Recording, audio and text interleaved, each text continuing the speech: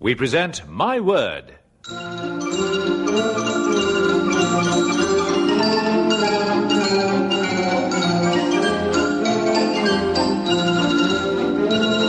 A panel game devised by Tony Shryan and Edward J. Mason. And here to introduce the teams is Michael O'Donnell.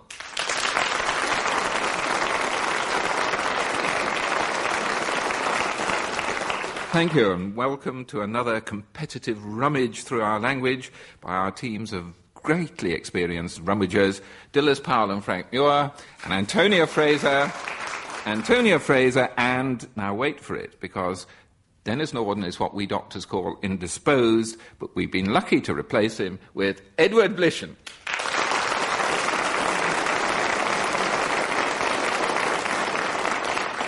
And we start our rummaging, as always, in the dictionary, ever searching for meaning.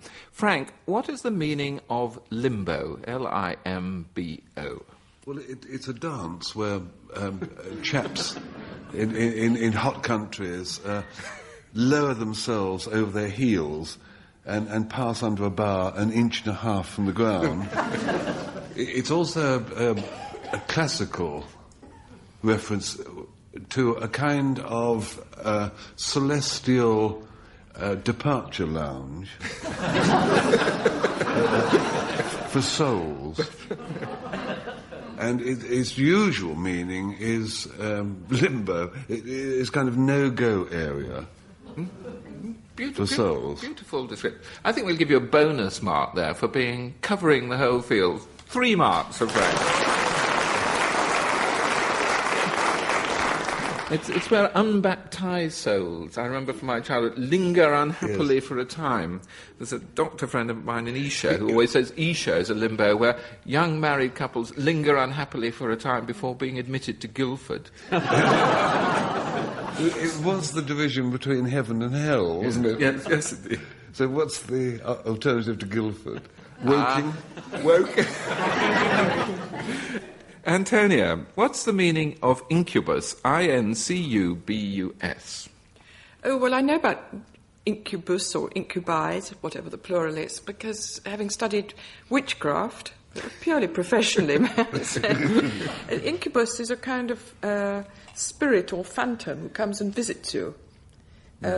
Of, I think, rather an unpleasant nature, but not as bad as a succubus, who actually sucks you on arrival. An incubus simply arrives. Yes, 2 marks to Antonia. According to my dictionary, he's an evil spirit who does naughty things to women in their sleep. But according to our word setter, Peter Moore, he puts it more chastely, an evil spirit supposed to descend upon sleeping persons. It was a wonderful alibi for the middle-aged lady.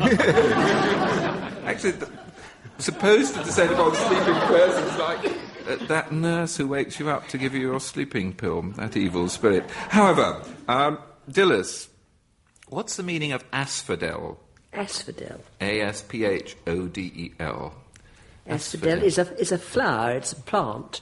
It grows in the early part of the year. It grows in Greece all over the hills. It reaches a height of about 2 feet, and it has pink or whitish flowers. You're wholly convincing. You're convincing to the extent of 2 marks. Don't you like that? Oh, that's much more than I've got down here. Well, 2 marks to Dilys, certainly for that. It also has doesn't it also have a sort of literary meaning as well, wasn't it? That's it, right. Mythical, mythological, the immortal flower of the Elysian fields, it says here. No, it lives forever. It doesn't live forever on the hills, I assure you. Edward, what's the meaning of nubile? N-U-B-I-L-E. Well, it's actually a word that still makes me blush. I first came in contact with it when I was about 12 or 13, and I knew that all the girls in Barnet High Street, where I lived, were nubile. And I don't think I really wanted to know what it actually meant. It was a long time before I did know what it meant. I actually thought it was also associated with Nubian slaves. It was very beautiful. But the whole concept was beautiful. I knew what it was. Every girl in Barnet, and certainly every girl in the girls' grammar school, was nubile. And it was a great disillusionment to find later that it meant that they were marriageable. because, in fact, one of them I actually married, and I would have been, I think, horrified to know that I married someone who was not nubile, but merely marriageable. Well, 2 marks anyway, Edward. You can give one to your wife. If a lady gets old and bad-tempered, could we call her old bile? Now, a round entitled Something in Common. I'm going to give you some things that have something in common. Tell me what it is. And Frank, yours are quotations. Here are the quotations. The first one is, I wish I was as cocksure of anything as he is of everything. You've got that one? Yes. Second one is, his conversation was a procession of one. And the third is, he has occasional flashes of silence that make his conversation positively delightful. Yes. The first one, they're all about Macaulay. Yes, well, that's what they have in common. Who spoke rather a lot. Yes. And the first one is in dispute, who said it. It might have been Wyndham, the statesman. But it's usually ascribed to a lord. Yes, Lamb. Melbourne. Yeah, Melbourne. Now the second one is, and I was surprised by the author. His conversation was a procession of one. Florence Nightingale. Yes, indeed. I didn't think she was a witty she lady. She had. I spoke to the man the last man alive who knew her well, old Sir Harry Verney, and she was allowed to take a party of 40 to the Crimea, including herself, and she called her nurses the 39 Articles.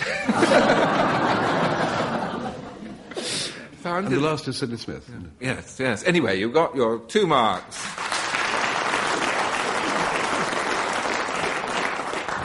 2 marks for getting the right answer, which was what they had in common was Macaulay, and I think we'll give you an extra mark for that nice little history lesson.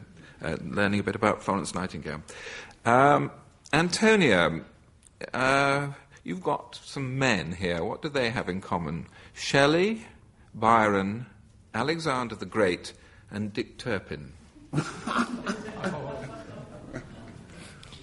Well, I feel, because one starts with Shelley and Byron, must be something to do with death. Yes. And they certainly all died youngish. Mozart would fit in as well. Yes, I can see.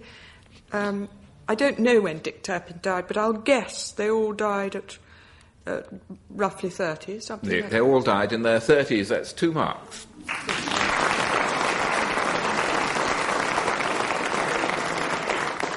Shelley was 30, Byron 36, Alexander the Great 33, and Dick Turpin 34. Oh.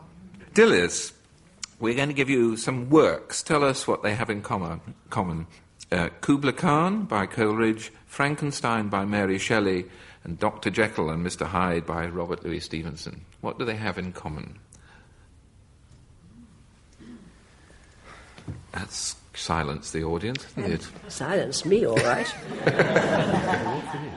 There's a story about Kubla Khan that gives you the clue, the famous incident. It was interrupted. The writer was interrupted. Yes. Does that help? No, but what was he trying to set down when he was interrupted? Antonia and Edward very kindly are miming sleep at the other end of the table. Sleep. Dream. Yes. They all dreamed. 2 marks to Dilys. The substance of each was suggested by a dream. Edward, here are some women. What do they have in common? Elizabeth Vernon, Mary Fitton, Amelia Bassano. To name but a few. Oh, yes. It is but a few, because you could add Elizabeth I, couldn't you? And I think someone said a very large African lady. Well, they're all ladies who at one time or other have been supposed to be Shakespeare's Dark Lady of the Sonnets, aren't they? Elizabeth Vernon was she the lady who became his patron's wife? You need say no more. Oh, really? You have to work no harder. You've already won yourself 2 marks. That's how it's done, is it? Yes.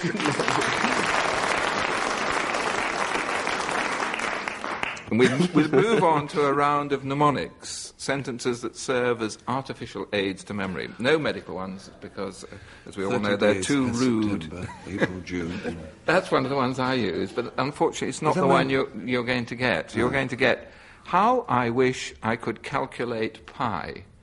And pi is spelt P-I-E. But that's a sort of poetic license, although there's no poetry involved.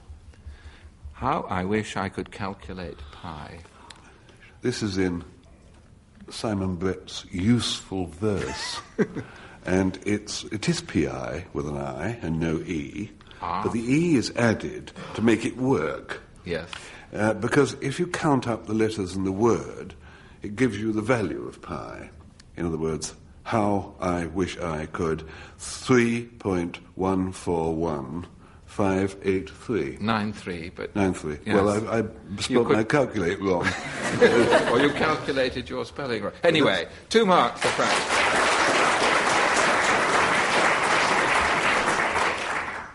Antonia, now a very useful one for you. I'm sure you use it every day. Did Mary ever visit Bill? D-M-E-V-B, in fact it is. Oh, wait a moment, it's Mary, Elizabeth? No. No, it's not names, it's a class of...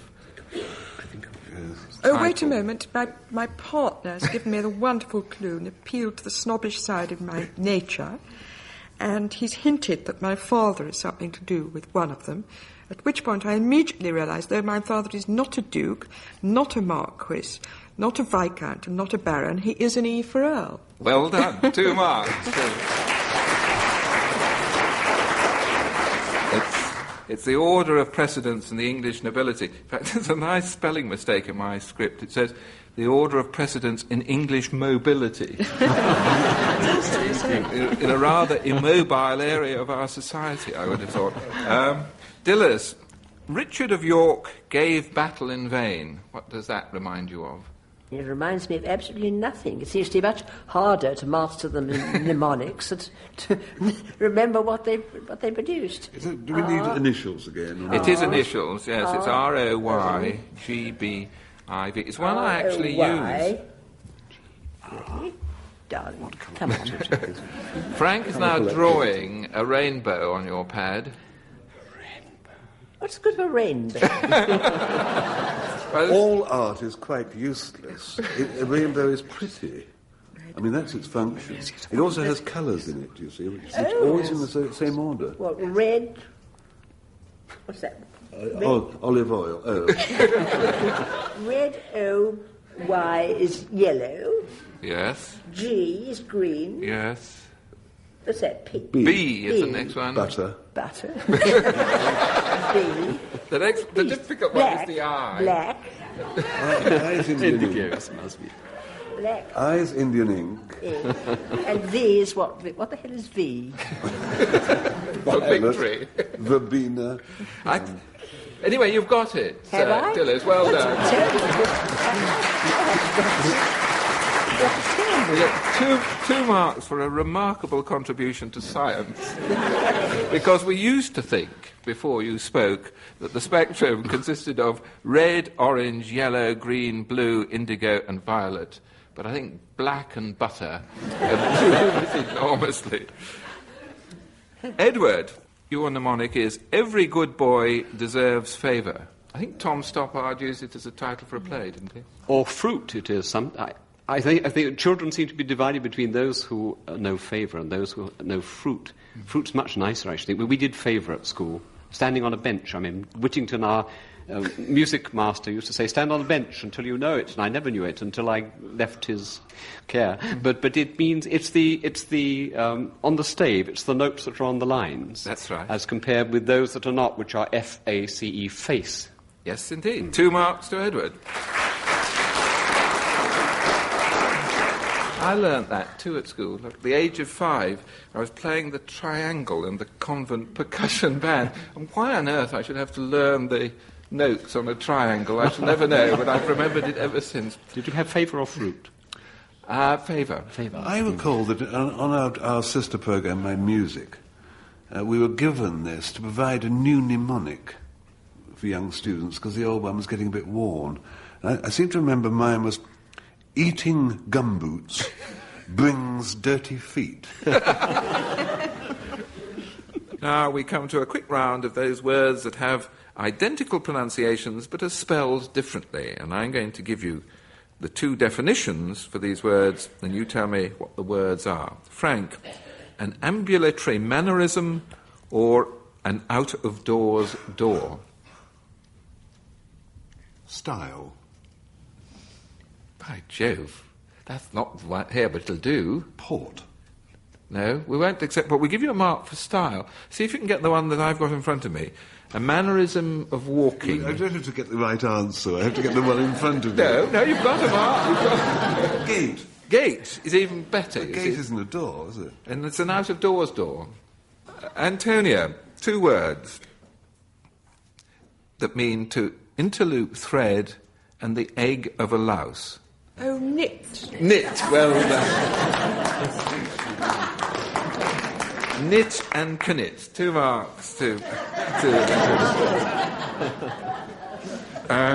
Dilys, your two definitions. To break through is one definition, and the other one is the harmless end of a gun.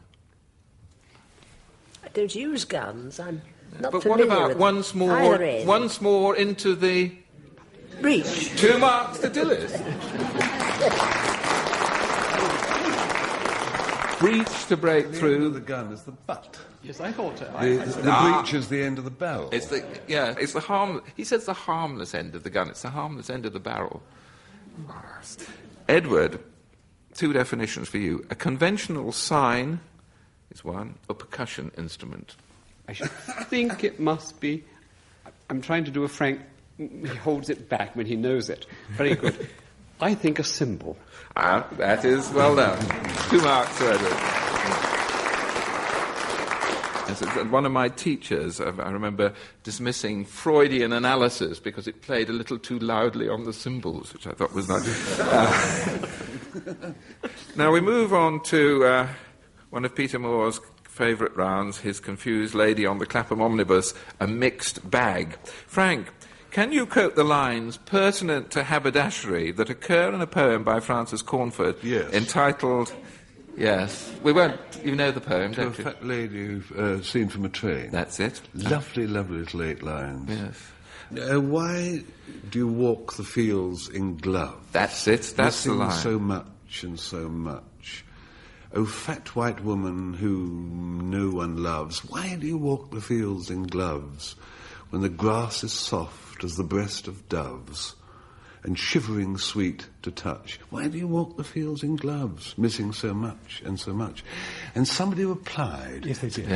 Edward, who replied? Was it I was trying... the other day I was trying to think who replied to that, because someone did actually say, what was wrong with walking in gloves in a field? Somebody wrote back to a skinny girl passing in a train. Yes, that's right. Yes. Also pointed out the woman may have had excellent and pleasant reasons for wearing gloves. Eczema. And the field, I think, was pointed out, was neither here nor there, really. The field seems to come in for some trouble. I think what Francis Cornford was objecting to, quite rightly, I think, was Victorian poshness, in which it was, you had to wear gloves, even if you're going for a country walk in meadows.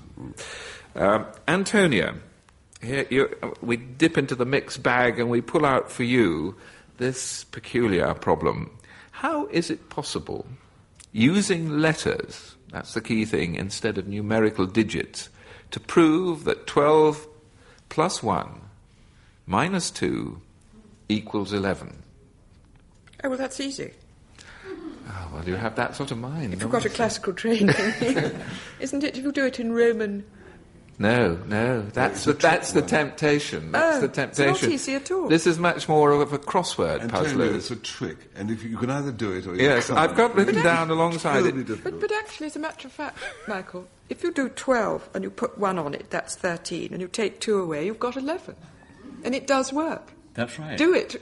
I agree, totally agree.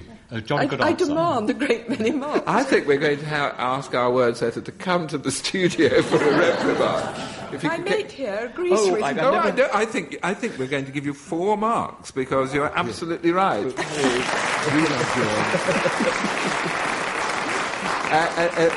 The answer that he gives is much more complicated because you have to add to TWELVE 1ONE, and then you take away TWO, and you've got an anagram of 11, which is rather like it's going by a beachy head, isn't it?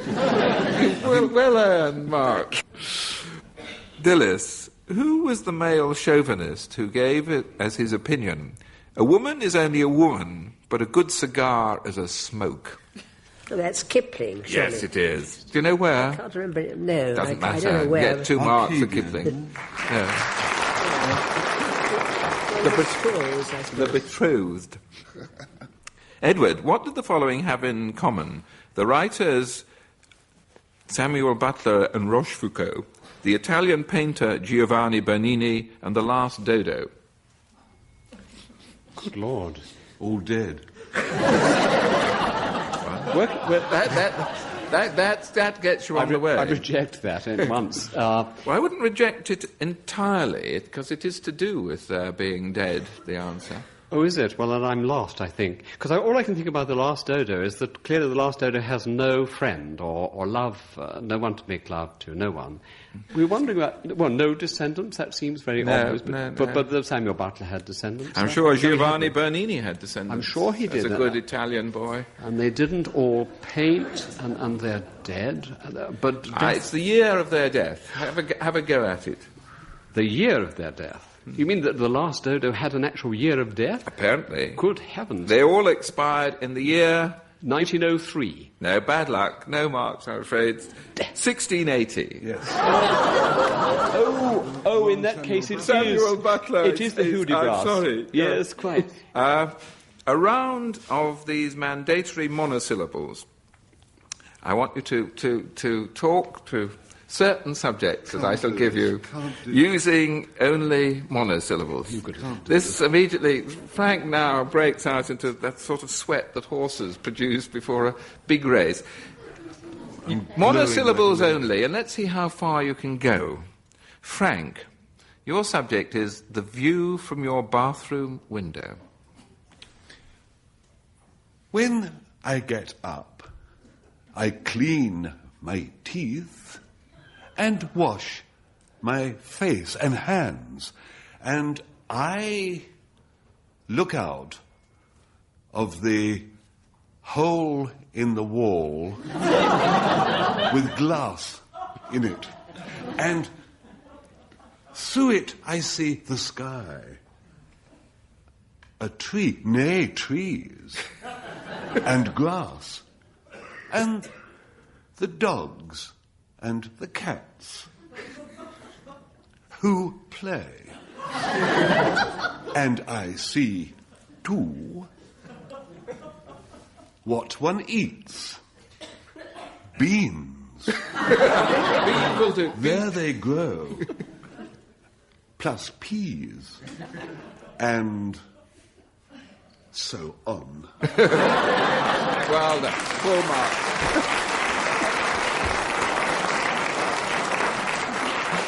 Antonia, your first childhood memory. Oh, what fun. I love to look back. My mum leant to me and said, "Dear," to my dad, "what shall we call her?" My dad said, "Let's call her..." Oh, I can't go on. I dare not say my name, for it is a long name. I will leave you to guess what name they spoke. You have made the finishing line. Well done, Antonia.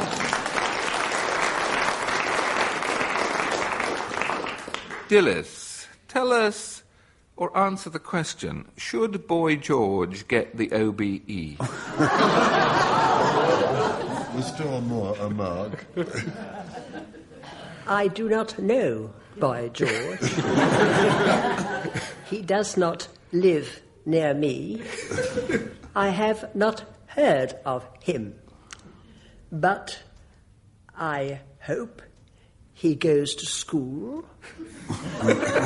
I hope he is a good boy and good at games. I do not know what games he plays. Nor does he, I shouldn't think, but 2 marks for you, Dennis. And Edward, your subject is what you really think about your bank manager.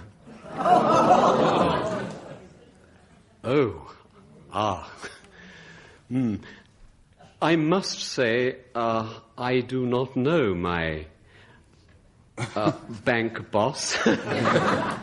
My wife does all that.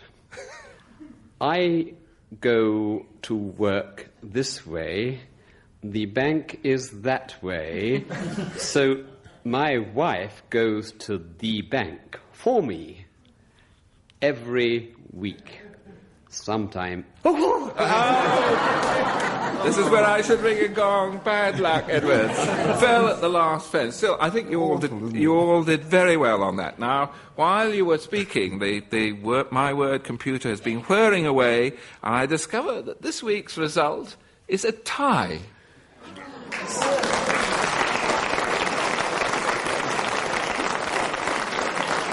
So all of you get a jumbo economy pack of my word alphabet soup, and I have to make do with the wordless minestrone. Until we all meet again, goodbye.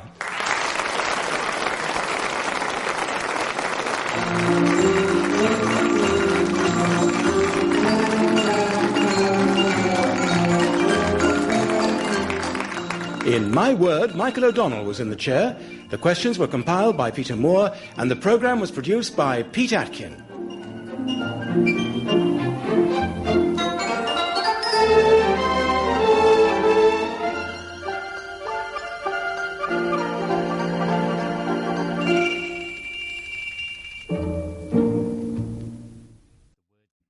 My Word.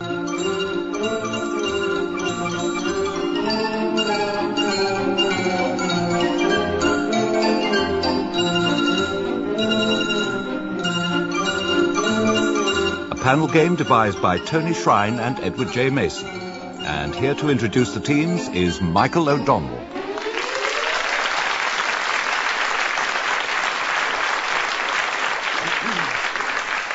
Thank you very much, and welcome to another bout of competitive philology between Dilys Powell and Frank Muir.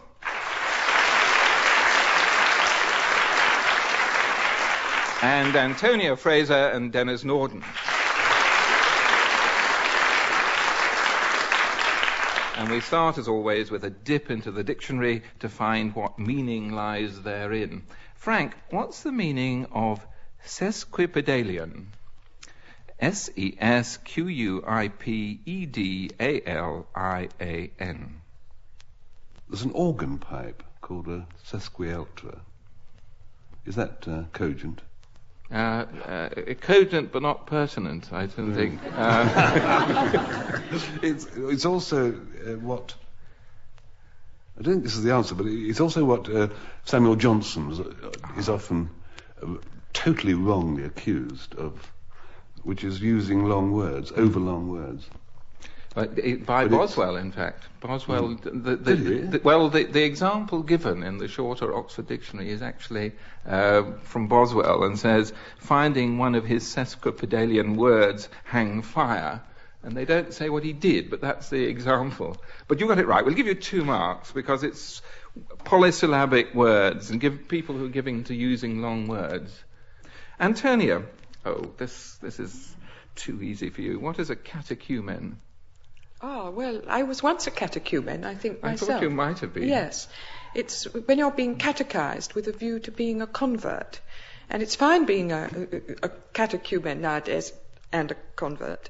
But I think catechumens who found themselves, if I can get this right, in the catacombs or catacombs of Rome, were liable to be grabbed and thrown to the Catalans, or flogged with the cat o' nine tails. Is this going too far? But anyway, there are people who are instructed with the catechism, aren't they? Exactly. A religious convert under instruction, 2 marks to Antonia. Dilys, what's the meaning of fanfaronade or fanfaronade? How do you spell it?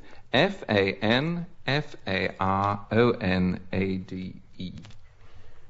Oh, it's a kind of exaggerated speech, I think, isn't it? Sort of show-off speech. That'll do. 2 marks. That'll do. Boastful or arrogant bluster, says the dictionary. It's also a flourish of trumpets. Denis, what's the meaning of cinerary? C-I-N-E-R-A-R-Y. Cinerary. That's a new one on me. What it looks like is if literary means of or pertaining to literature, then cinerary should be of or pertaining to the cinema. So Dilys would be a cinerary luminary, or would that be right? No, I can say it would be wrong, but I think it gets 2 marks because it's much more interesting than the real meaning. You can get a bonus mark if you can tell us what the real meaning is. I know. Ashes? Something to do with ashes? Is it? Yes, as it is. Incinerate. Yes. Oh, that's a good idea. Yes, ashes. What would it be? It's obviously not a cricketing term. It's the other ashes. Is it? Yeah. Yes, Is it medical? No, it isn't. No. That which pertains to ashes, it says in the dictionary, particularly of a cremated body. I've been faithful to you, cinerary, in my fashion. Now we move on. Well, before we go on to round 2, here Frank and Denis are the quotations you were given for the last round. And Frank's is Onward Christian Soldiers, and Denis's is Red Sails in the Sunset, which always reminds me of Suzette Tarry. Oh, yes. Meanwhile, a round entitled Something in Common. What do the following words have in common? Frank, a mob, a curio, spats, and pants.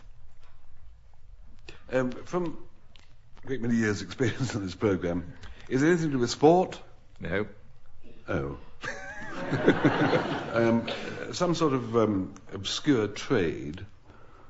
No. Some obscure profession? No. Like, It's too darn. You've got 18 more questions. can you eat it? Spats? It's to do with, if you don't look so much at the quality, but more at the width, it might We help. don't need quality, we need mercy here. It's... curio is curiosity. Yes. Spats is spatterdashes, isn't it? Yes. And pants is what? Pantaloons? Yes. Pantoufle. Pantaloons. So, all are... All a slang. No. Well, what? They're all... All part of a grand mystery. called life. They're all curtailed words. Curiosity, spatterdashes, which if I'd worn spats, I'd have called them spatterdashes, and pantaloons, and mob apparently is curtailed mobile vulgus, or a mobile vulgus. So ladies wore mobile vulgus hats, did they? Pants. Caps. And curious spats and mobile pantaloons. Anyway, sorry, that's... In a way, I enjoyed it. Question? Antonia, what do the following words have in common? A bulletin, a coupon, debris and sabotage. I think Frank's got it from that. I hear that sort of... I think they're all French words. Well, all lifted from the French language. Yes. 2 marks to Antonia.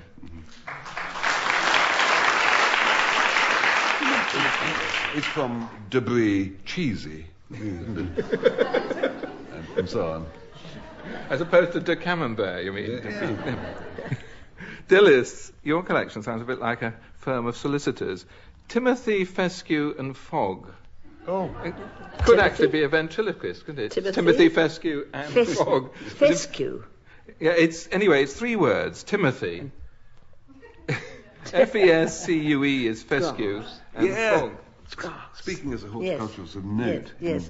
The middle word, fescue, sheep's fescue, which is a kind of grass, as I remember when I was an innocent child collecting wild flowers. So I've never known that fog or whatever was a grass or timothy, but anyhow, they're all grasses. Well, that'll get you 2 marks. Well done. Dennis, a bull, an archer, twins and a goat. A bull, an archer, twins and a goat. Give him a bit. It obviously isn't an everyday story of country folk.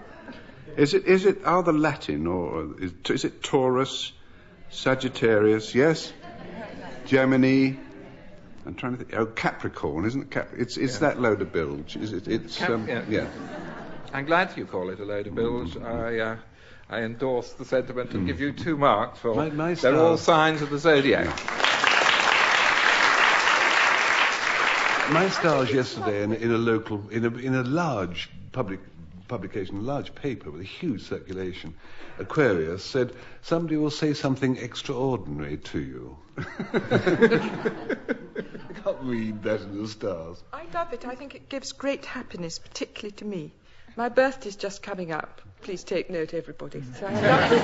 And I always read the coming year. It always says the same. The coming year will be mixed good and bad, but how pleased you will have been that it has passed. Let's move on to a round that's our word setter, Peter Moore, calls a round of unique utterances. What spoken sentence of historical significance contained the following words, but not necessarily in the order I'm going to quote them? And by whom was it uttered? And Frank, your sentence contains the words fool, fool, people, people, people. You have to be very careful with this one. Yeah, I imagine that it's the Abraham Lincoln speech. Yes, that's 1 mark. Now, what you can fool some of the say? people some of the time, and you can fool all of the time, but you can't fool the people you fooled half of the time, all of the time, because the people you fooled... Yes, well... One always thinks that everything Lincoln said, he said in the Gettysburg Address. He didn't, did he? No, I don't know where he said it. It certainly was, because I read the Gettysburg Address and the Lincoln Memorial. I don't think that's original. He certainly made it popular, but I don't think it's original. And I think it's only attributed anyway, but it's good.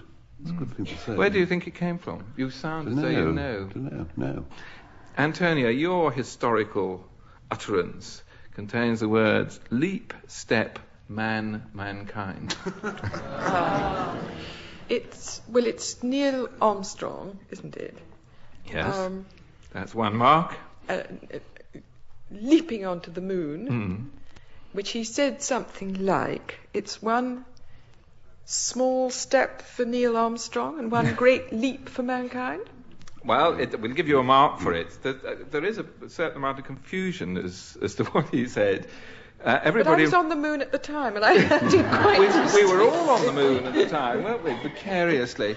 He's delivered it like a boy delivering a line that he hadn't quite, or he'd overlearned for the school play. Yeah. So what he'd actually said, crackle, crackle, was 1 small step for man, 1 giant leap for mankind, which is ungrammatical or meaningless, but if that's what he was reported as saying, and which I think he did say, but he claims he said 1 small step for a man, 1 giant leap for mankind.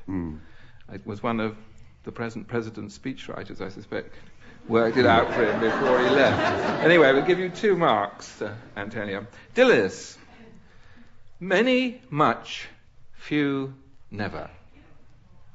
Many, much. What's the third one? Many, much, few. Few is this dominant one in people's memory. Is it P-H-E-W? Oh, that's Churchill. Yes, indeed. That's Churchill saying, never have so many owed so much to so few. You left out a little bit, but we'll give you the marks. It's never in the field of human conflict with so much owed by so many to so few. So it is after the Battle of Britain? Yes, indeed. 2 marks to Dilys. And among the few were Denis and Frank, weren't you? Were you both from the RAF at the time? Yeah. Well, yes, but under different circumstances. I don't think he was referring to us, was it? I fondly thought that he was. Yeah. Denis, your utterance, historic utterance, is I. I'll give you a clue. It's not Carmen Miranda. Oh, you mean it's personal pronouns. pronoun. Three personal pronouns. Well, that would be the present Prime Minister in any speech. I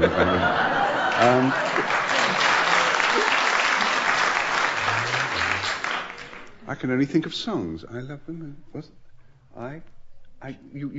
You've got to do something about your handwriting. Yes, I have. You wrote those great... Steve. JC's. Yes, it should be VVV, really. Yes, that's right, yes. I came, I saw, I conquered. Is it? Yeah? Yes, VDV. Yeah. 2 marks to Denis. I came, I saw, I conquered. Caesar J. Well done. 2 marks. What it reminds me of was what I always think was one of the archetypal lines, and take it from here. I always remember your Roman soldiers numbering. Would you like to remind us of how they numbered? Roman soldiers from the left, number. I. V.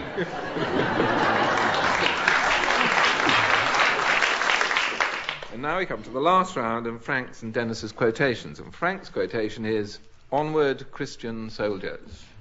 I sang that. Onward, Christian. I sang it just after Mr. Churchill made that speech about never in the field of human conflict. And it was 1942, Christmas Day, in a Nissen hut at Kaldadanes RAF station in Iceland. And absolutely true. See, it was by mid-December, we in the hut, there were 6 of us and a corporal, had decided that things were going very badly because the whole air station the aerodrome hadn't been finished, and we had no beds to lie on. It was cold enough to freeze the motto off a Christmas card. The wind came up through the floorboards like razor blades, and we had to do something about it. Now, Jos Nankerville, who was the brains of the hut, he said, we've got to do something about it. He was... somebody, we heard an officer say that he was head boy at Lansing, and we thought he was a medical student. And we used to go to him with our tummy, but it wasn't, it was a public school, but he was very, very brainy. Jos Nankerville, and he said, leave this to me, I'll give it a bit of thought. And he said, the first thing to do in these circumstances is to corrupt authority. And so, that was Corporal Wood. Corporal Wood slept in a little hut at the end, a little bit off our hut. And Corporal Wood was we called Oakey, and he was dreadful. He was non-okay in any way, nasty little man. And Nankerville said, we've got to get him in our grip. So I was a photographer, and they had no aerial cameras, so time hung heavy. And he persuaded Saul, who was one of our number. His name wasn't Saul, I don't know what it was. He called him Saul because he had a kind of New Testament face. And he spent all the evenings cleaning his feet. He used to push a finger between his toes. They weren't dirty, because he did it every night. And he worked in the cookhouse and used to pare his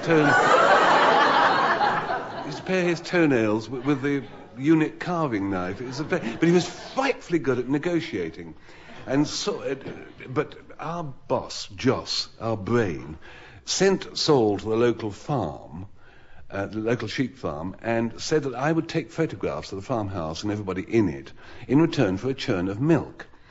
And he took the milk on a lorry supplied by Big John, who was in the transport department. And he was called Big John, enormous. He used to work on a farm. And it was so cold there that the hydraulic jacks in the transport section used to freeze up. So John used to hold the lorries up while they changed the wheels. And Big John drove this churn and Saul down to Reykjavik, the capital. And under instructions, Saul bargained this for a lilo, which is a rubberized canvas airbed. And we then presented that to the corporal and said, Corp, we can't see you sleeping so badly. Will you have this on semi-permanent loan? And he said, yes, lads. And Joss said, and may we now improve our own sleeping facilities? And the corporal knew what he meant and said, oh, OK, but don't let me catch you. So the whole unit swung into action. Big John at the transport got 24 empty petrol cans, and they were going to be the legs of our beds. Then we needed doors to sleep on, and the Pioneer Corps were building new Nissen huts. So Greasy George, or George the Grease, who used to have that white cream they used to sell in those days combed into his hair. And when he combed his hair, he used to come out grey and shiny. George the Grease was kind of one of nature's burglars. He could get into anything. And he used to get into the huts at night, and he'd unscrew one new door, and Big John would tuck it under his arm, and we'd go back and put it on one of the 4 petrol tins. And in 6 nights, for some reason or other, the pioneers didn't miss the doors, which is most extraordinary. So we had a door each on 4 petrol tins. Now, all it needed was a little bit more bargaining and a few more photographs with the farmer to get some straw so that we could have sort of palliasse tops. Now, we were okay. We were wonderfully comfortable, except that it was stone cold. There was no fuel because the camp wasn't finished. There was nothing to burn in the stove. So we swung into action again, and Little Ern helped here, because Little Ern, who was a 6th member, was very popular. He did card tricks. And he went over during the daytime to where the pioneers were building these huts and did card tricks. And they all grouped round and left the huts. And Big John ripped up the floorboards. And I, being the tall, they were about 5 foot long, and I, being the tallest, could slip a floorboard down the outside of one leg and under the battle dress jacket under the armpit, and another on the other side, and with rather a stiff-licked, not unlike Frankenstein's monster, could get back to our hut undetected. And in 8 days, we had our floorboards stuffed with burnable wood, and came Christmas, there we were, lying back on our beds, soft on the straw palliasses, up from the floor, away from the drafts, with this floorboard fire in the stove, turning the iron of the stove into cherry red. And I, sipping our special Christmas issue beer, said, messmates, hut colleagues, may I raise my glass to you and toast you? In an old hymn with, perhaps I may give new words. Gentlemen, I sing to you, Ern, Wood, Grease, John, Saul, Joss.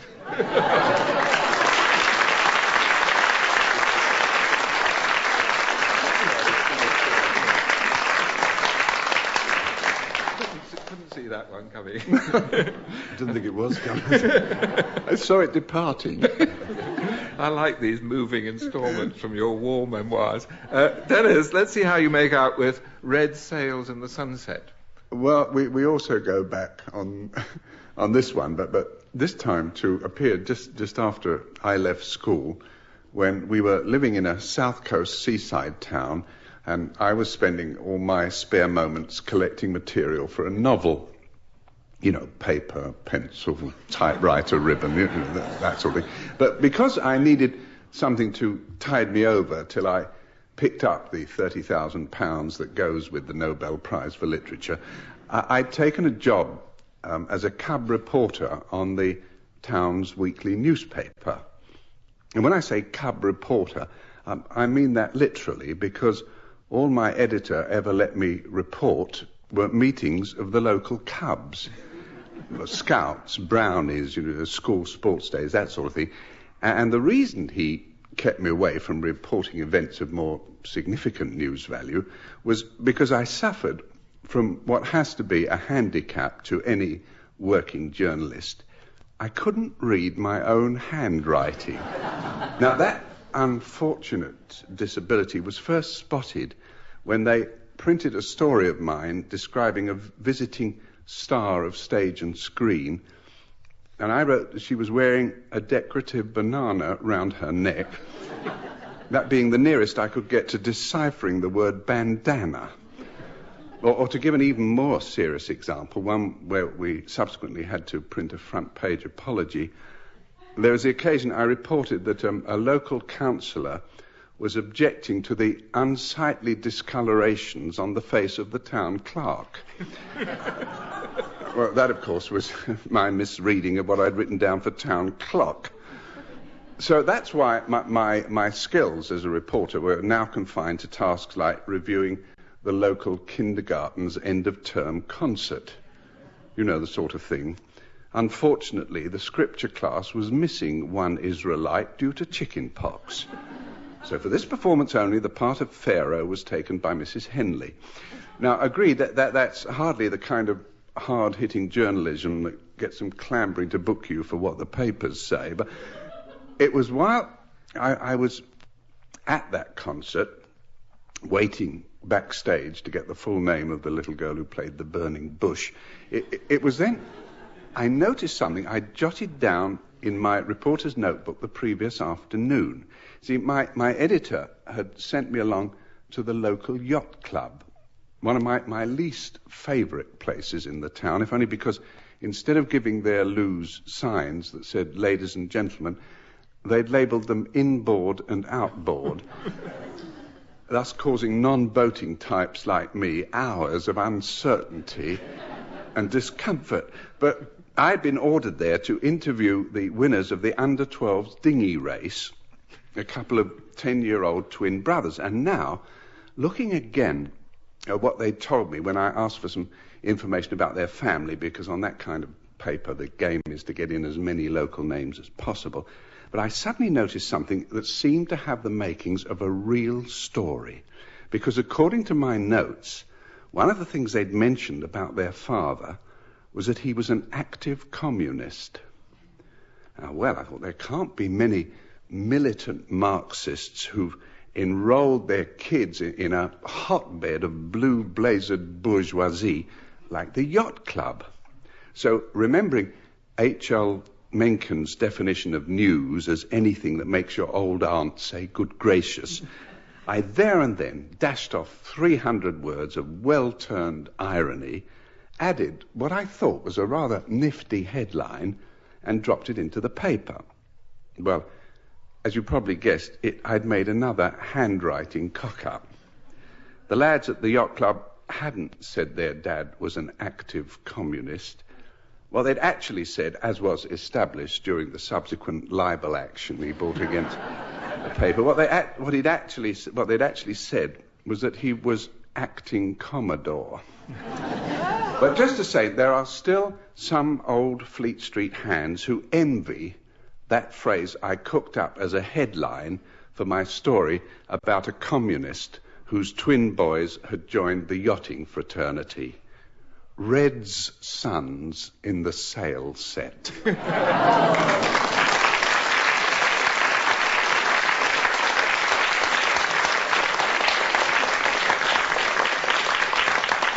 Thank you, Dennis. I see from the score sheet that the laurel leaves today go to Antonia and Denis. Oh.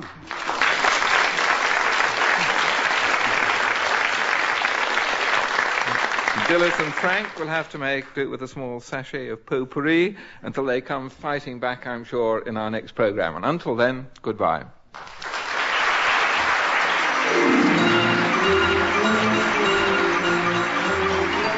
In My World, Michael O'Donnell was in the chair. The questions were compiled by Peter Moore, and the programme was produced for the BBC by Tony Shrine and Pete Atkin.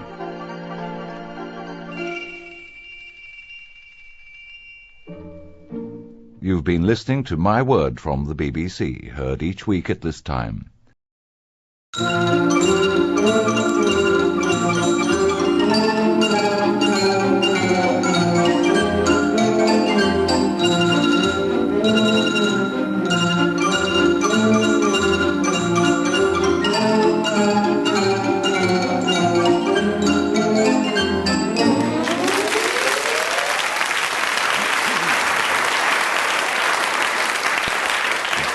Thank you very much, and welcome to another exhibition of verbal calisthenics performed by our teams of outstanding calisthenical competitors, Frank Muir and Dilys Powell.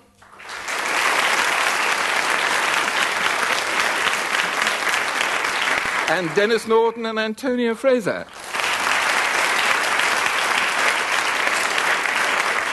And their first exercise, as always, is a matter of definition. Frank, what's the meaning of izzard? I-Z-Z-A-R-D.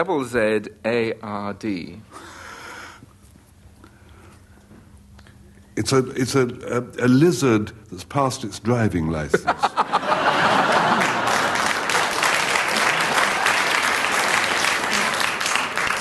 In fact, it's a now obsolete name for the letter... How dare you ask me obsolete terms? Well, you're rather good on them, usually. A now obsolete name for the letter Z, or Z. Is it? Antonia, what's the meaning of postulant? P-O-S-T-U-L-A-N-T. Well, as a former convent girl, that is one, though not as a former nun, that is one word I know. I mean, in a convent, it means someone who is seeking to become a nun. And I suppose the strict meaning of it is seeking something, isn't it? Yes, that'll win you 2 marks. Well done. It's one who asks or petitions for something, a candidate, especially a candidate for admission to a religious order. 2 marks, Antonia. Dilys, the meaning of cerebellum. C-E-R-E-B-E-L-L-U-M. It's to do with the mind or the brain. Yes, it is to do with the brain, With the more brain. than the mind, probably. It's a bit of the brain. It is, in fact, the bit of the brain that's largely concerned with balance and your sense of where you are in space. Denis, the meaning of nexus, N-E-X-U-S. That's one of those words I've only got to see it, and I stopped reading. The rest of it. It's a giveaway word, actually, because you generally read about the socio-economic nexus or the military-industrial nexus, and it shows it's written by the sort of man who would use that sort of language. I don't know what it's a kind of tie-up between two things. It's an interface. An ongoing relationship, in fact, it is by the same man. But you've got your 2 marks because it's a bond or link or interconnected group. So we give you 2 marks. Now, before we go on to round 2, here, Frank and Denis, are the quotations you're given for the last round. And Frank's is, "Oh dear, what can the matter be?" And Denis, "Every little movement has a meaning of its own," from the 1910 Broadway musical Madame Sherry. Meanwhile, a roundup, Peter Moore says, of horses. Frank, an autobiography was published in 1877 which purported to be written by a horse. What was its title? By a horse? Ad hoc.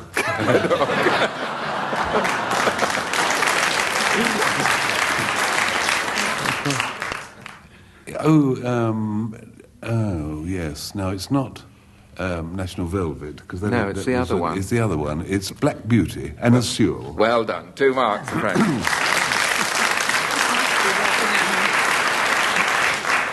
I was waiting for Gigi. Yeah, the horse also wrote Eric or Bit by Bit. Or Frank, St. Winifred's or the Weldon School. Antonia, your question calls on your considerable knowledge of science and engineering. What, in mechanical terms, is the definition of 1 horsepower?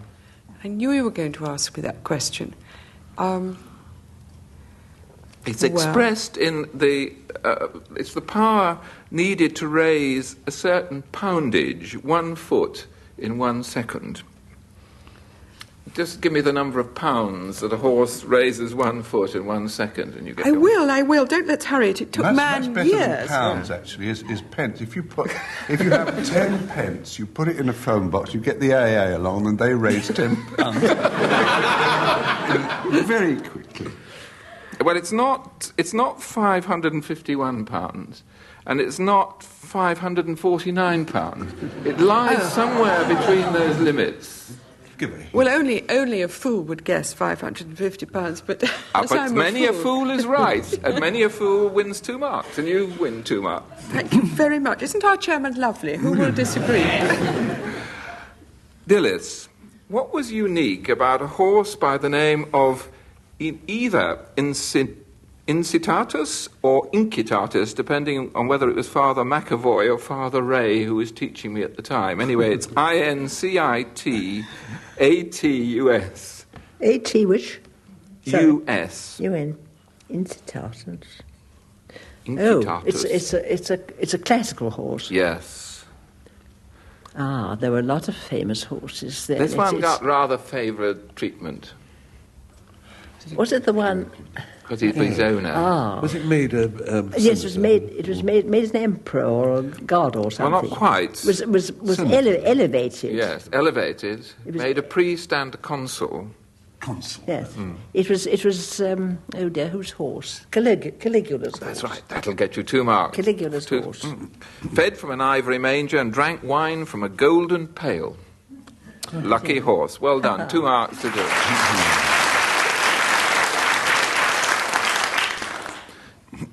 Denis. King Richard III, Act 5, Scene 4. Alarums and excursions without, enter the king. He says... A horse, my kingdom for a horse. And I say 2 marks, Denis. By golly, he won through there. A round of inscriptions. Frank, the Latin words meaning by perseverance I conquer is embossed upon a certain article to be found in many a bathroom. It's our downstairs loo. You've got to pull the handle very slowly through 30 degrees, release it, and then push it very swiftly as far as it'll go. And if people get that sequence slightly out of order, it doesn't work. So it's by perseverance, you've got to keep at it. And we put under this, not in Latin, but in English, by perseverance I conquer. That's 2 marks. 2 marks. And of course, you got the label off a bar of coal tar soap, didn't you, to stick on the because that's where it is actually on the label of a well-known brand of coal tar soap. I don't know who we're kidding. There is only one well-known. Antonia, a little romantic tale for you. Sir Walter Raleigh is said to have scratched the following line upon a window pane. Fain would I climb, yet fear I to fall. Subsequently, Queen Elizabeth I is said to have scratched another line beneath it. Can you remember what line she scratched beneath it? It's something like those who fear too much do not climb at all. That's getting, yes, it is. That you've really brought it into the modern vernacular. Well, that's what I was trying to do. Yes. It's really my mission. Yes. Yes. Well, I think you succeeded admirably. I mean, she scratched, if thy heart fails thee, climb not at all, but you made it so old-fashioned these days, I think. Yes, it sort of has an Elizabethan touch to it. It's really sort of faintly interesting, the Elizabethan graffiti, which in fact lasted a couple of 100 years of scratching graffiti on glass with a diamond. It lasted right down until the end of the 17th century, at least. Dilys, where was written, though in a foreign language, the words which, when translated, read, "Abandon hope, all ye that enter here"? It's the BBC. Remember this? Still there. It's somewhere in Venice. It's in Venice. Isn't it? According to Dante, it was over the gates of hell in the Inferno. Denis, we're going to draw on your biblical knowledge here again. Part of the 14th verse of the 14th chapter of the book of Deuteronomy is printed or embossed upon a tin of a well-known brand of golden syrup. What is the quotation? Well, it's something out of sweet... The word sweetness comes in. Out of sweetness cometh forth strength, was it? The other way round. Try it the other way round. Out of strength cometh forth sweetness. That'll do for 2 marks, yes.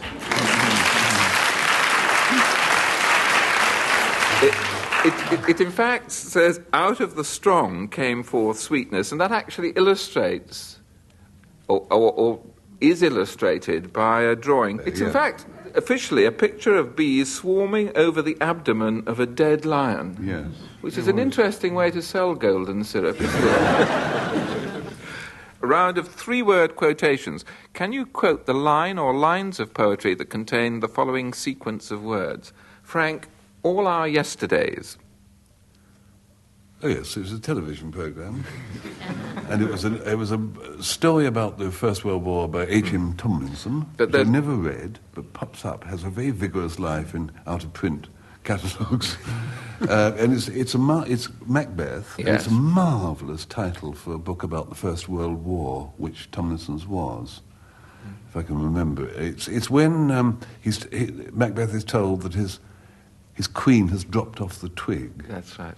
The queen, my lord, is dead. But it's all our yesterdays have lighted fools the path to dusty death. That the way to dusty. Out, brief candle. Antonia, the silent dust. Oh, it's going to be Jolly O'Grey, isn't Yes, it? Jolly O'Grey. Not for the first time on this programme, to be frank. It's something about smelling sweeter and all of that. It's in the stanza that starts, can storied urn or animated bust back to its mansion call the fleeting breath continue? Can honour's voice provoke? The silent dust. Well done, 2 marks. I couldn't have managed like Denis. Or flattery soothe the dull, cold ear of death. We'll give you 2 marks for that. Well It's done. one of the less memorable bits, actually. It is. That's why it's in this programme. I know. But we generally have the memorable bits. Yes, That's what's so unfair. What happened to the ploughman plodding? Right. Dilys, triumph and disaster. Oh, that's Kipling. Yes. Yes, and treat those 2 impostors just the same. It's out of if. Well done. If. 2 marks for Dilys. Denis, a ghostly batsman. Where does there? This is what cricketers get maudlin about. It's oh my Hornby and my Barlow long ago, and it's the ghost, the run stealers flickering to and fro, and. Can you remember the poet? It's Francis Thompson, isn't it? Yeah. Well done. Yes, we'll give you your 2 marks. It's a very short poem, in fact. It's actually rather moving. I think it's one of the good bad poems. The Hornby and Barlow in this. For years, I thought the Hornby was the train. Yeah. Because it was one of our by heart. Anyway, Denis got two well-earned marks there for tracking that down. We now come to Frank's quotation, "Oh dear, what can the matter be?" I was singing this the other day. Oh dear, what can the matter be? My wife's birthday's next Saturday. It's that awful problem of buying birthday presents for your dear lady. Normally, she doesn't like to have elaborate things. I usually give her something for the house that we both can share, like half a pound of pipe tobacco or a couple of pink ties. But this year, I really thought, no, next Saturday I must give her something much more interesting. And her big interest is the garden. I thought, I could buy her some things from the garden. And she's a very practical girl, so it's not a dozen roses or something, rose trees, which I get all wrong and plant upside down or something. I'd get her some practical things. So I found in the local paper a thing called a car boot sale. And I thought, I've special boots to wear in the car. Might be an idea. I went along, and it's not that at all. it's a lot of strange-looking chaps with a car boot open, selling a lot of things, like a white elephant stall. There weren't any white elephants there because, car boots. And the first thing I bought, I looked around, there's a strange lot of thrown-out stuff, and I thought, some of this must be useful. And then the first thing I bought my wife was a little picture. It's a lovely little picture, about 8 inches by 6, and it showed a chap in uniform, in the hot sun, sitting in front of a tent. And he was at a table, and he was writing and looking at a photograph of a girl, and his tunic neck was undone. And there was wording, it's all a bit stained, actually, the picture, but I managed to see the wording on the left. It said, "A pause in the Matabele War." And on the right there were more wording, and it said, "Purveyors of soap to Her Majesty Queen Alexandra." So I bought this, but I thought that'll be marvellous for the garden, because my wife's greenhouse is too small. And I thought, if we throw away the picture of the Matabele War, she'll then have a piece of glass 8 inches by 6, which would surely be just the thing for forcing mustard and cress. And so I bought that, and I moved on, and she's always complaining about that buckets and things aren't big enough nowadays, little plastic buckets, for carrying water around the garden to water the faraway stuff.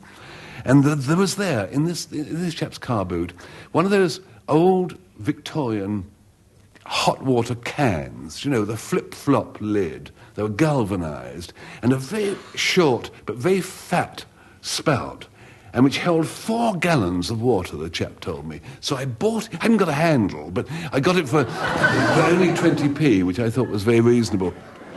So I had this thing for holding water, and then the lust of buying then crept into me, and I couldn't stop there. And the chap said he had some wonderful fertiliser, and it was very, very strange, old-looking sack, small sack, and it said, "Wonder DR compound, the horticulturalists vade mecum." And I said, "What's that?" He said, "Well, it's DR, it's dung revivified." And on the back, it said that they got this new process of getting dung from the home counties, from the gentry, and they revivified it with dried seaweed and magnetism. And I thought that'd be marvellous. Unfortunately, there's a hole in the sack, and there was only about a teaspoonful left, but I got that for 15p. So I had the RD revivifier, as well as the hot water can, and the picture of the Matabele War, which I was going to throw away and keep the glass. But then I said to a chap there who had a whole lot of stuff in his car, "Have you got a swan-necked hoe?" Now, you can't get swan-necked hoes now. They've disappeared. They're the one with a wonderful little bit of iron which curves away in the shape of a swan's neck, and the blade which sort of points towards the operator on the end of a long handle. And I said, "Have you?" He said, "Of course we have, Gov. Of course I've got a swan-necked hoe." And in fact, he said, words he said, actually, he said it very loudly, as though to the other people, his friends. He said, "I've got a right one here." So I joined him, and I bought his swan-necked hoe, and that was quite a lot. That was 38p. It was, he'd lost the metal bit at the end, and it was just the handle. But I'm sure my wife will appreciate that it's an incomplete swan-necked hoe with a swan-necked hoe. So I've got these items for my wife. So next Saturday, I'm not worried, and I'm not singing to myself, "Oh dear, what can the matter be?" Because I got the items. So I'll sing to a different tune, actually the same tune, but different words.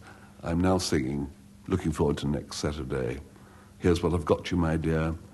"Oh dear, what can the matter be?"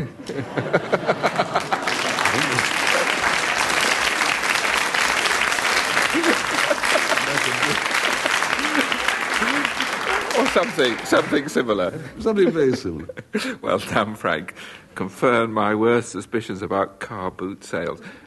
Dennis, let's see how you get on with "Every little movement has a meaning of its own." I had another twinge of my old trouble the other day.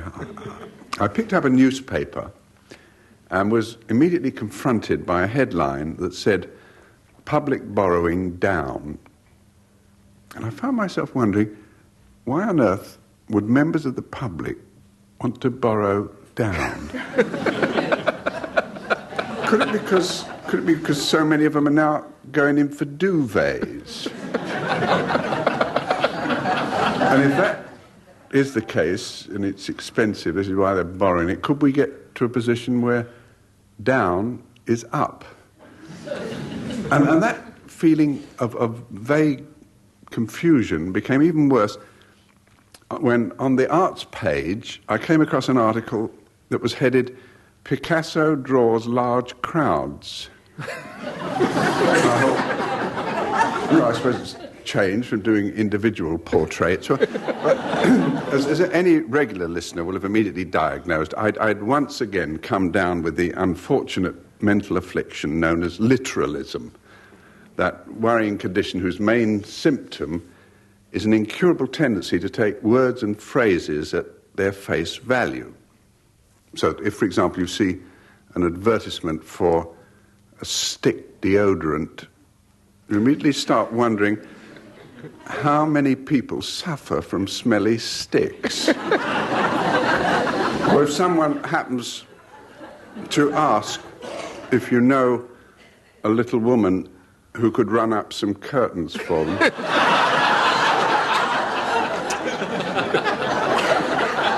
Well, your first reaction is to work out just how little such a woman would need to be. However, the good news that I bring victims of this worrying disability today is that all sorts of organisations are now being formed to fight it. There's WAL, for instance, Women Against Literalism, because all of their members have known the pure hell of living with a man who only ever responds to the literal meaning of everyday phrases.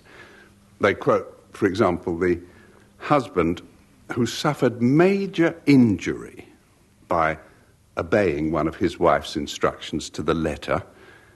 It occurred in a restaurant when she said, "Don't turn round, but look who's just come in behind."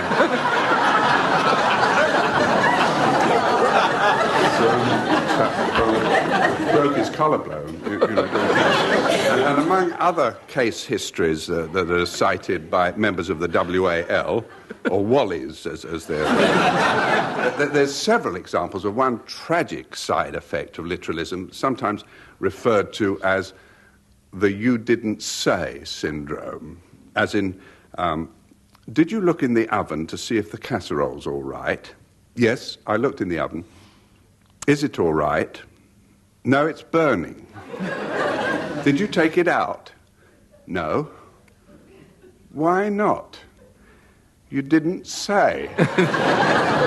But besides WAL, there's also JAL, Journalists Against Literalism. Now, this is a group pledged to rid the British press of such bewildering headlines as the one that recently announced the entry of one of our leading record companies into the airline business, Virgin expands, while CSAL represents Concerned Civil Servants dedicated to eradicating confusing public notices.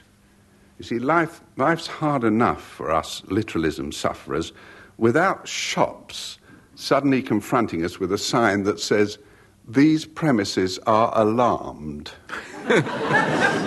or even, as hit me when I was in a resort on the south coast recently, a notice that announced shrimp teas, an expression which, to the literal-minded, can only mean something like plankton or algae, or whatever it is that shrimps have for tea. and what's equally welcome is the news that even the chairman of this programme, the respected Michael O'Donnell, has now joined the ranks of DAL, or Doctors Against Literalism. Now, admittedly, they they still haven't managed to get literalism classified as one of the things you can claim for on Bupa. But at least they've now promised that as a profession, they'll try to avoid such ambiguities as drink lots of fluids, as though there was anything else. Drink biscuits, And they'll also try to spare us literalists the kind of heart-stopping moment that I got recently when I read what was written on a bottle of pills I'd been prescribed. Take one before going to bed, it said, which was easy enough. But then it went on, and another one if you wake up.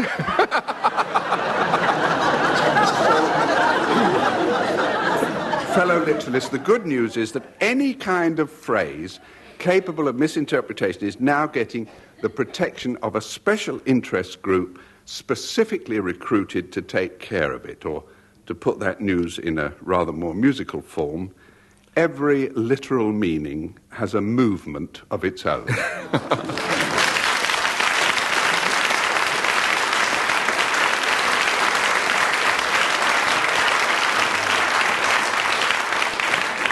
Thank you very much, Dennis. Well, I see from the score sheet that Antonia and Dennis have won this week's Star Prize, which is a romantic trip for two to the Paris studio in the heart of London to compete against Dilys and Frank in our next programme. And until then, goodbye.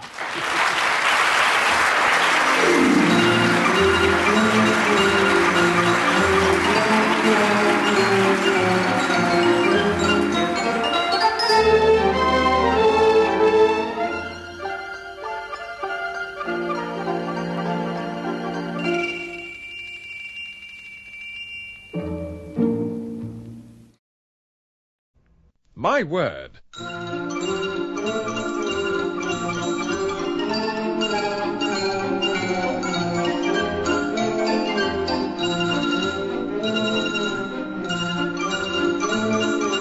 panel game devised by Tony Shrine and Edward J. Mason. And here to introduce the teams is Michael O'Donnell.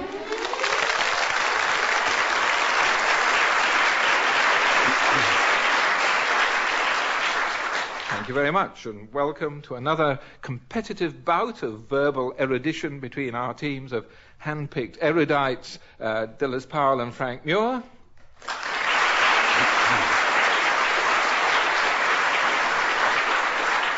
And Antonia, Fraser and Denis Norden.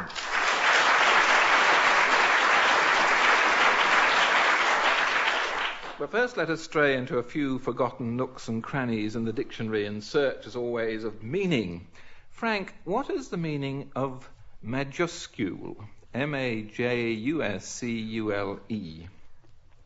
That's a capital question. Oh, yes. It means a large capital letter in printing and probably in writing, as distinct from minuscule. But does minuscule mean a small letter in printing? Oh. I always learn something on this programme. Anyway, 2 marks to Frank. I would have thought that half a bonus mark might have been... No, I've had a stern memo about we're over budget on the bonus mark. As always. Now, majuscule, a large or capital letter. Antonia, what is an ephemeron? Ephemeron. E-P-H-E-M-E-R-O-N. While I'm thinking, can I suggest that majuscule, which is what I thought it was going to be, was the Queen Mother's handbag? Reticule. Majesty. Oh, lovely. Yeah. Which still leaves me with the problem of... Ephemeron. Ephemeron. Well, it must be something short-lived. I can give you a clue, which is a sort of rather poignant tale, true, happened to me when I was a young doctor about 20 years ago. I looked after a nice old lady who'd been a Gaiety girl, and one day she said to me, "You know, doctor, I was born to be an ephemeron, and I end up as an old lady of 90. And it's the first time I'd ever heard the word, and I went back and looked it up. Now, does that help you or not? Oh, wait, is it a... It's like a Could it? Yes, or mayfly. Listen to Dennis. A mayfly. Yes, getting near to it. It's more general than a mayfly. That's a bit specific. Yes, short-lived. a short-lived fly. Yes. Yeah. A creature, particularly an insect, that lives for one day only. It says in the in the dictionary, and what a day it must be. Anyway, we'll give you 2 marks, I think, for that, Antonia. Well done. That's why I sound so grudging about it. They're not my marks. They belong to the BBC. Dilys, concupiscence. What's the meaning of concupiscence? One of those words we used to look up in the dictionary at the age of 12. Never knew how to pronounce it. No. Concupiscence. Have I got it right? It means No. excessively desiring. Of? Are you going the on other for... sex. Yes, that'll do. The other sex. Yes, that'll Or do. perhaps the same sex, I don't know. Vehement.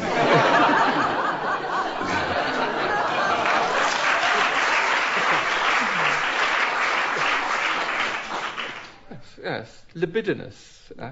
It's one of those words, isn't it, where the definition is much more seductive than the actual meaning. I mean, the words you have to use to describe it. In fact, what it says in the dictionary, it says vehement desire for, and it then says things of the world in quotations, which suggests mine is an old edition. But then it goes on to libidinous desire, sexual appetite, and lust. Lust. It's a marvellous definition. Anyway, 2 marks to Dilys. Well done. Dennis. Invultuation. INVULTUATION. You should get, you get hardship money if you have to work antisocial hours. You get hardship marks for this. Invultuation. I have no idea. I've never heard the word. Probably never will again. I tell you what it looks like. It looks like involuntary recitation, which is something that you can do. I always remember last winter, it's the state of suddenly, without meaning to, falling into rhyme. Have you ever done that? It's very off-putting. Well, last winter, when it was very snowy and so on, they put out a thing on the news where they said you should remember the birds and the hardships that the birds have to suffer in this kind of weather, and you should give them something to drink because everything's frozen. And the lady who was reading this said, the Earl of Lytton found a bittern upon his frozen lake, and then suddenly stopped as she realised she'd unwittingly fallen into doggerel. And it is awful because it's easy to... I think that could be a state of involuntary recitation or invultuation. I think that one and a half there for inventiveness. And it's quite close to the real meaning, which is the making of waxen images to stick pins into.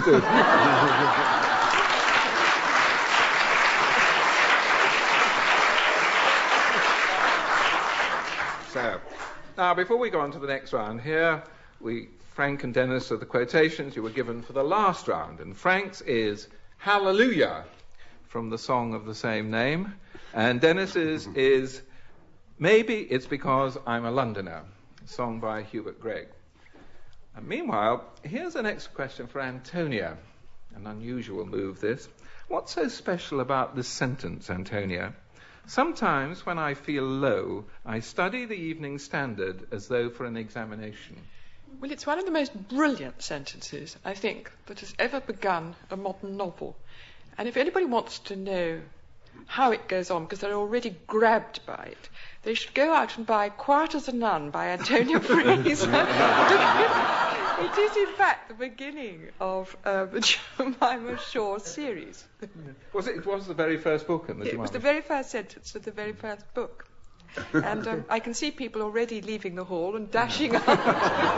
They're specially stocked up in the bookstore around the corner. I slipped that in, actually, because the next round is first sentences of books. And I'm going to give you the first sentences, and I want you to name the books.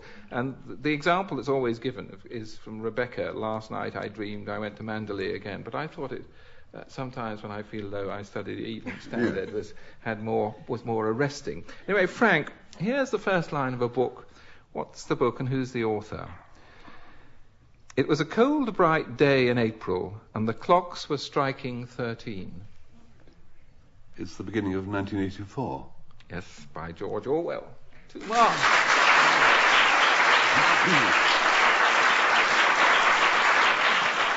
Once you read the clocks have struck 13, you never forget it. They're wonderful. Antonia, what's this? I think is easy. All children except one grow up. Peter Pan. Peter Pan? Yes, must be, mustn't it? By Barry. Well done. Dilys, this is one I think really is a very good first sentence in a novel.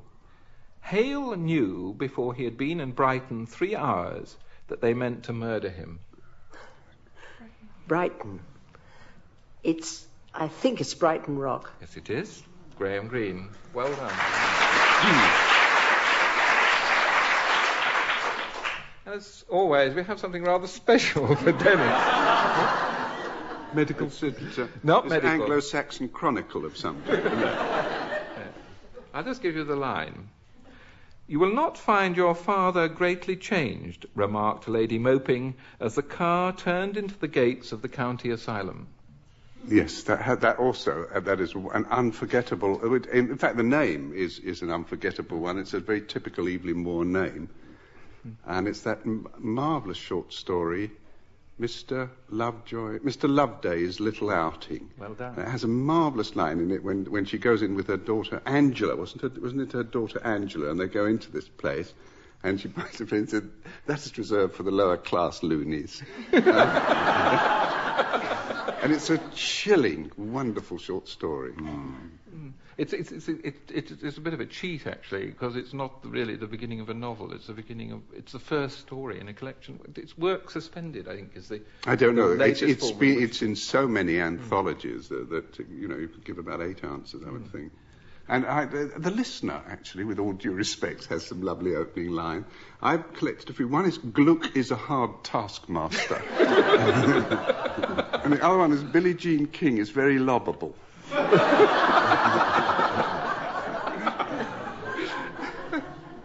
Well, we now move on to a round of missing first lines.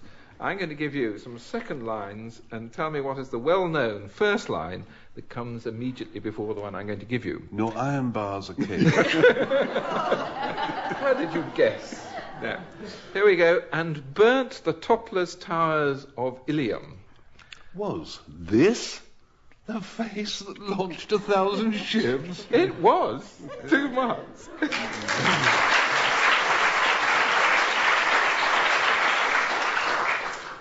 Antonia, dig the grave and let me lie. Under the Denis, help. Under the something sky. Under the sky. Audience, any help? Under the wide. It's come into my head. Under the wide and starry sky, with acknowledgements to a charming lady in the audience. Well, we'll give her a bonus mark because we're allowed to give those out. We'll give you 2. Well done, Antonia. Mr. R.L. Stevenson's Requiem. Dilys, tears from the depths of some divine despair. Oh, that's Tennyson. Yes, indeed. Tears, idle tears, I know not what they mean. Perfect. Well done, Dilys.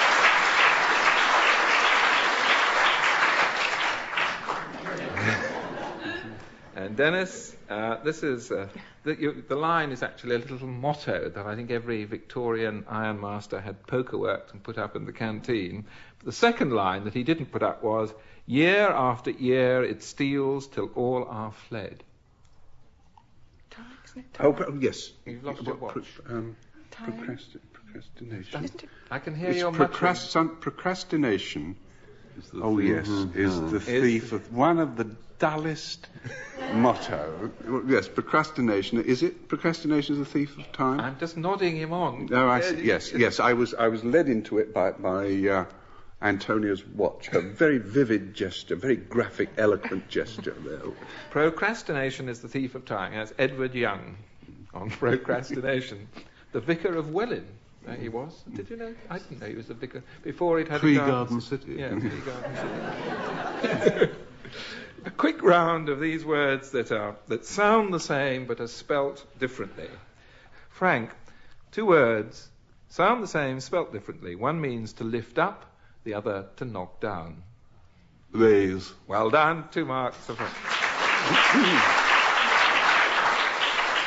Antonia, the substance of trees and a willing past participle.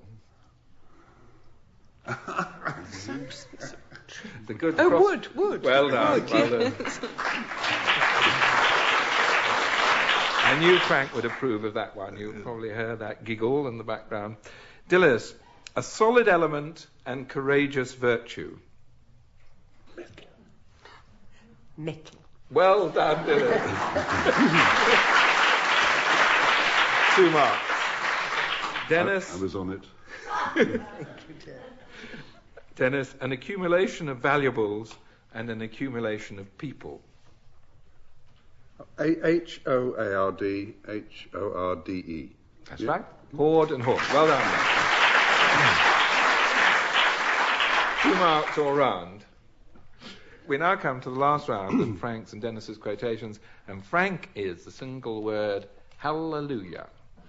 Oh, a lady rang me up for an in-depth interview, and she asked me the usual really penetrating questions like, what is my sign of the zodiac, and what is my favourite colour, which happens to be beige, and then she at a loss as how to pad out the thing, she said, have you ever had a year when nothing went right?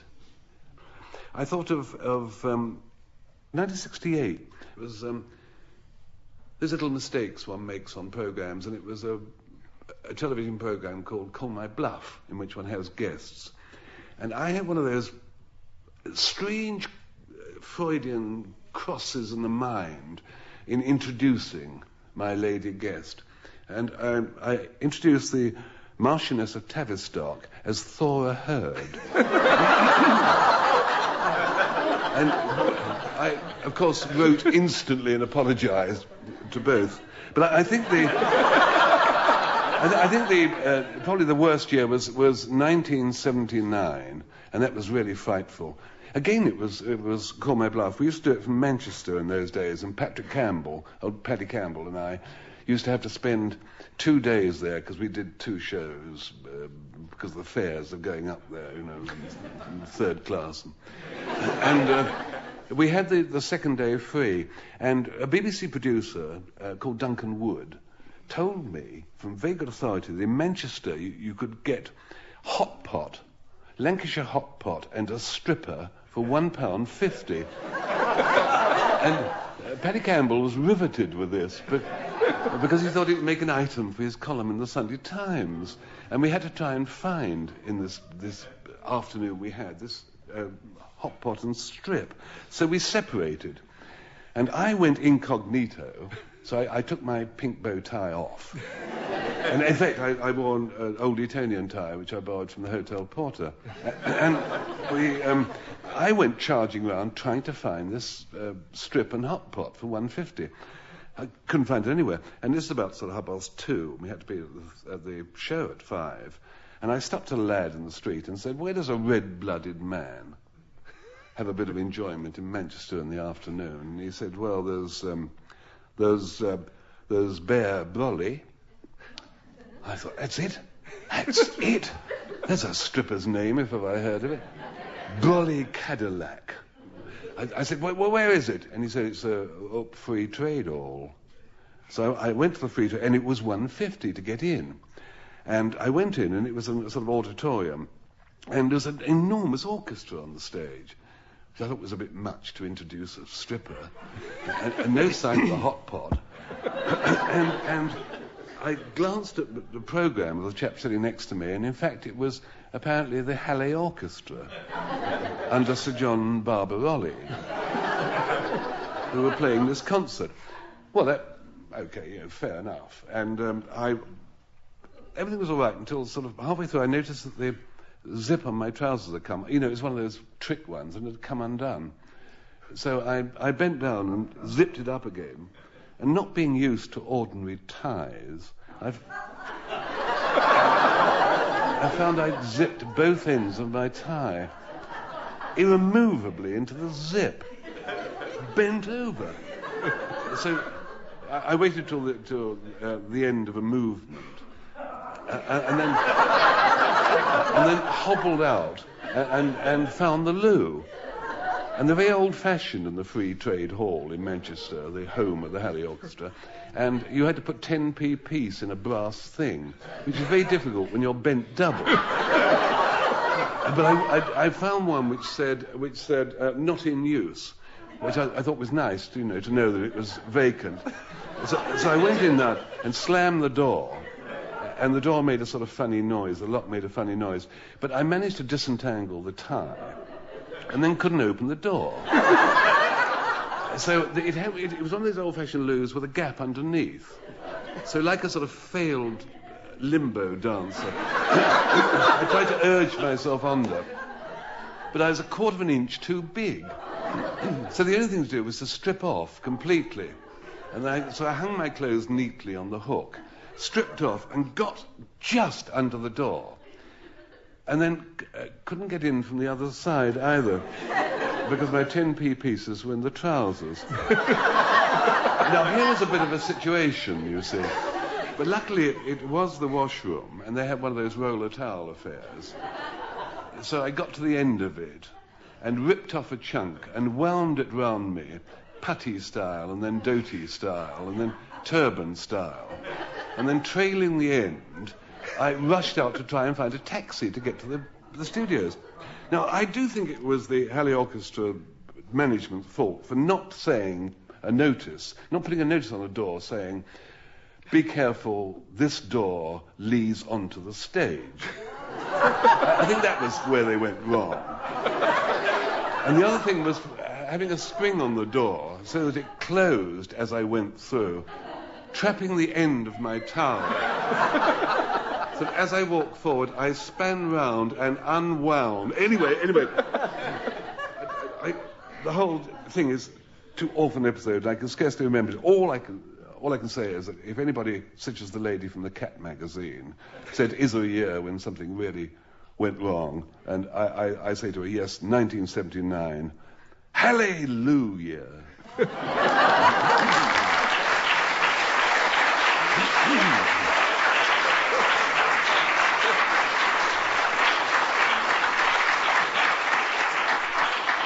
Thank you very much, Frank. I don't think I'll be able to keep a straight face at the Free Trade Hall. I'll have to give up going to concerts there. Denis, let's see how you get on with "Maybe It's Because I'm a Londoner." You know, it's only lately that they've come up with a word that adequately describes what I was like as an adolescent. The word is wimp. Because that was exactly me at 16. Timid, insecure, shy, spineless as spaghetti, and from early childhood cosseted and overprotected to an extent that even when I took on a newspaper round, my mother followed me with an umbrella. So you can imagine my feelings early in 1939 when I was told that I was to be evacuated to somewhere in the country. Now, to a lad whose idea of roughing it was wearing a shirt that hadn't been laundered with fabric softener, anywhere north of Finchley represented deprivation, danger, and discomfort. Who was going to press flat any lumps in my mashed potatoes? Who could I depend on to iron the tongues of my tennis shoes? In the event, it wasn't quite as bad as I anticipated, because I landed up in a tiny Wiltshire village called Testing, the home of a Mr. George Burbage, who was not only the village policeman, but his telephone number actually was Testing 1212. The other unexpected bonus was that P.C. Burbage had a daughter who turned out to be practically exactly my age and my height.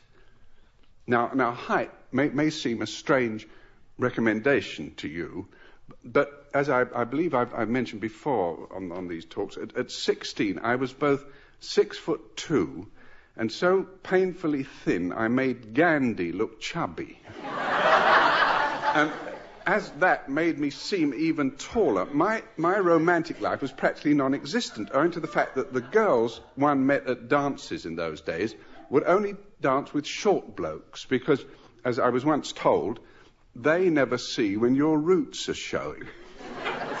Well, wonder of wonders, P.C. Burbage's daughter was both as tall and as thin as I was. And never mind if that meant that whenever she shrugged her shoulders, her chest more or less disappeared completely. Much more important was the fact that, having never met anybody from London, she was obviously rather taken with me. Because at that time, and to this day, come to think of it, I was incapable of fancying anybody who didn't fancy me first. You see.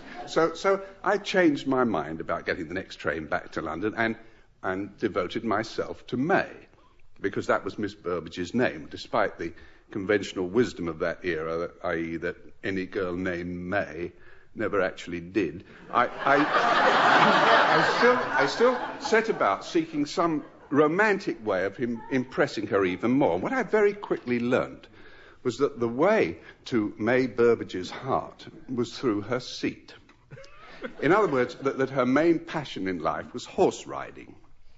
Well, there wasn't a lot of that back in Golders Green. About the only horse I'd been anywhere near was the one we dried the washing on. But such was my infatuation, I asked her if we could go riding together one morning. Her eyes glowed. "We'll take the path through the woods," she said, causing my knuckles to whiten and my Adam's apple to perform a sort of backward flip. "Be at the stables tomorrow at 9, and I'll tell them to have Dobbin ready for you." Well, that name was reassuring. I reckon there couldn't be much to fear in any equine creature they called Dobbin. But just the same, I decided to get there just a bit earlier, because there are bound to be a few things that an unhorsey person should sort of sort out beforehand, like where the starter button was, you know, whether or not they'd tightened the syrup. So, 7:30 next morning, I hied me to this local Hertz rent-a-horse, and there was Dobbin. What I mean is, striking sparks on the stonework with his hooves and resisting the combined efforts of 4 exhausted-looking men wearing what I believe are called jodhoppers, there, blotting out the sun, was this enormous sort of semi-brontosaurus. And here was I, a city-bred lad, expecting something on the lines of the pony that had pulled Cinderella's coach at the Golders Green Hippodrome. Do I need to tell you that 10 minutes later I was on the Paddington train, and stuck on Dobbin's giant steaming flank, awaiting Miss Burbage's arrival, was a short explanatory note addressed to her. It read, "May be. It's a big horse. I'm a Londoner."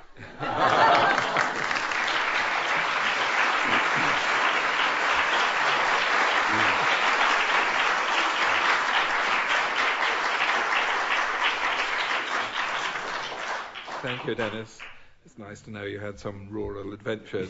Anyway, I see from the score that it's Dilys and Frank we have to send round on the lap of honour this week. just go ahead. And Antonia and Dennis have to sneak back to the dressing room in shame, but they'll make a big comeback, I'm sure, in our next programme. And until then, goodbye.